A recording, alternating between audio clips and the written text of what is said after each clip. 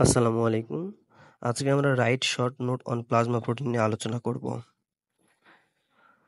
এটা পরীক্ষার জন্য খুবই গুরুত্বপূর্ণ একটি প্রশ্ন। তো সরাসরি প্রশ্নে চলে যাই। প্লাজমা প্রোটিন কাকে বলে? The protein present in the plasma are called plasma protein. অর্থাৎ রক্তের যে প্লাজমা লেভেল রয়েছে, এই প্লাজমা লেভেলে যে প্রোটিন থাকে সেটাই হচ্ছে plasma protein.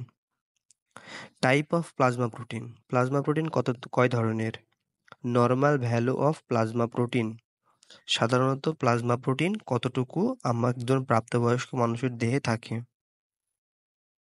Type of plasma protein. Plasma protein হচ্ছে 4 ধরনের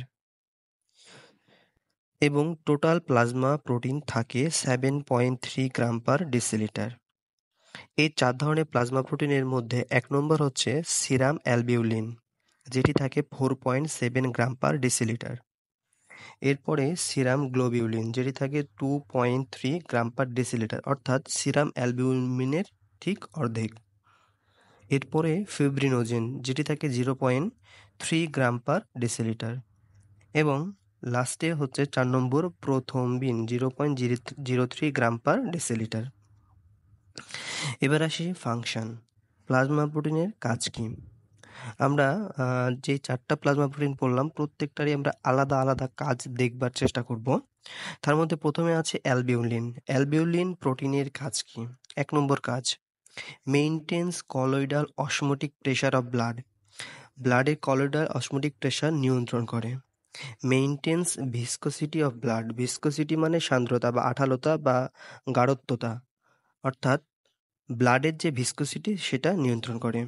একটা যে বাফার হিসাবে কাজ করে। And maintenance acid base balance. Acid base balance হিসাবেও, অর্থাৎ অ্যাসিড বেস ব্যালেন্স নিয়ন্ত্রণ করে।